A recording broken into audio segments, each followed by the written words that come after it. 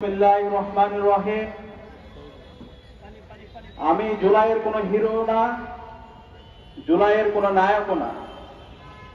জুলাইয়ের যদি কোনো হিরো থাকে, জুলাইয়ের যদি কোনো নায়ক থাকে, সেটা হচ্ছে আমাদের শহীদেরা। জুলাইয়ের যদি কোনো হিরো থাকে, জুলাইয়ের যদি কোনো নায়ক থাকে, তারা হচ্ছে আমাদের গাজীরা। এবং জুলাইয়ের যদি কোনো হিরো থাকে, তারা হচ্ছে আমাদের এই শহীদ পরিবারেরা, আমাদের গাজীদের পরিবারেরা। প্রিয় উপস্থিতি, গত 16 বছর ধরে খুনি হাসিনা এবং তার দূষররা ভারতের প্রেসক্রিপশনের মাধ্যমে আমাদের শিক্ষা ব্যবস্থাকে ধ্বংস করেছে, আমাদের বিচার বিভাগকে ধ্বংস করেছে, আমাদের শাসন বিভাগকে ধ্বংস করেছে, আমাদের দেশের সংস্কৃতিকে ধ্বংস করেছে, আমাদের দেশের সকল প্রতিষ্ঠানগুলোকে ভেঙে চুরমার করে দিয়েছে, আমাদের আলেম ওলামাদেরকে হত্যা করেছে। আল্লামা দেলোয়ার হোসেন সাঈদী থেকে শুরু করে 5 জন শাপলায় আমাদের হাজার হাজার আলেম ওলামাদেরকে হত্যা করেছে।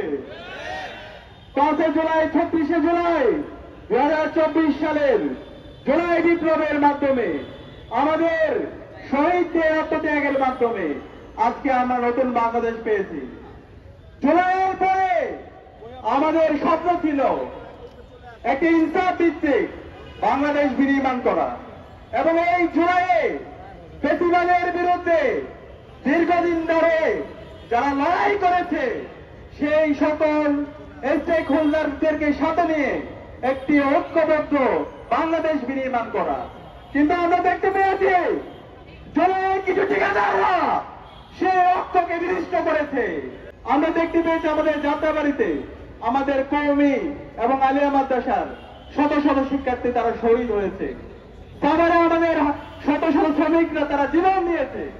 এবং 18 জুলাই যেদিন ঢাকা বিশ্ববিদ্যালয় যখন বন্ধ ঘোষণা করা হয়, আমাদের প্রাইভেট বিশ্ববিদ্যালয়ের ভাই বোনরা আবু সাঈদের মতো তাদের 2 হাতকে প্রসারিত করে তারা রাস্তায় নেমে তাদের জীবন দিয়েছিল। এবং শহরের মধ্যবিত্ত শ্রেণী এবং এলিটরা তারা রাস্তায় নেমে এই ফ্যাসিবাদের বিরুদ্ধে তারা তাদের জীবনকে উৎসর্গ করেছিল। কিন্তু এই 5 আগস্ট পরবর্তী আমরা দেখতে পেয়েছি এই জুলাইয়ের ঠিকাদাররা আমাদের আলেম ওলামাদেরকে তারা বঞ্চিত করেছে। আমাদের যারা প্রাইভেট বিশ্ববিদ্যালয়ের ভাই বোনরা ছিল তাদেরকে বিভিন্নভাবে বঞ্চিত করেছে।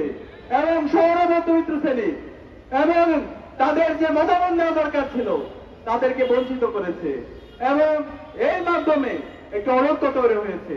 এবং যে অন্তর্বর্তীকালীন সরকার গঠিত হয়েছে, আজকে 9 মাস পরেও শহীদ পরিবারদেরকে সাথে নিয়ে শাহবাগে আমাদেরকে বিচারের দাবিতে নামতে হচ্ছে। এর চাইতে লজ্জা আর কি হতে পারে? অন্তর্বর্তীকালীন সরকারের উপদেষ্টাদেরকে বলতে চাই, আপনারা যদি দায়িত্ব পালন করতে না পারেন আপনারা পদত্যাগ করুন। ছাত্র জনতা দায়িত্ব নিতে রাজি আছে। এবং এই বিপ্লব যাদের মাধ্যমে হয়েছে আমাদের শহীদ এবং আমাদের গাজী, তারা এই জাতির শ্রেষ্ঠ সন্তান, তাদেরকে রাষ্ট্র থেকে স্বীকৃতি দেওয়ার দরকার ছিল এবং তাদের দায়িত্ব নেওয়ার দরকার ছিল। কিন্তু আমরা এখন পর্যন্ত আমাদের শহীদ পরিবারগুলোকে রাস্তা রাস্তায় ঘুরতে দেখছি। আমাদের যারা আহত আছে, আমাদের যারা পঙ্গুত্ব বরণ করে যারা হাসপাতালের বেঁচে কাটাচ্ছে, তারা এখন পর্যন্ত তারা সঠিক চিকিৎসা পাচ্ছে না। আর্থিক সংকটে তাদের কাটাতে হচ্ছে। এর চেয়ে লজ্জার আর কিছু হতে পারে না। জুলাই ফাউন্ডেশন থেকে শুরু করে যারা আমাদের শহীদ এবং আহত পরিবারদেরকে নিয়ে কাজ করছেন, তারা বারবার বিভিন্ন ধরনের আমলাতান্ত্রিক জটিলতা দেখান। আরে ভাই, কিসের আমলাতান্ত্রিক জটিলতা? রাস্তায় কি টাকার অভাব হয়েছে? আমরা পরে না খেয়ে থাকবো? আমাদের শহীদ পরিবার, আমাদের যারা গাজীরা আছে তারা করছে থাকবে, সেটা আমরা মেনে নিব না।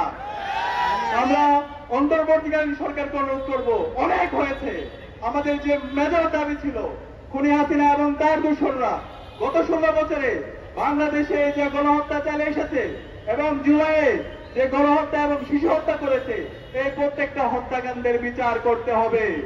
এবং আমাদের যে প্রতিষ্ঠানগুলো ভেঙে চুরমার হয়ে গেছে সেই প্রতিষ্ঠানকে নতুন ভাবে রিফর্ম করতে হবে।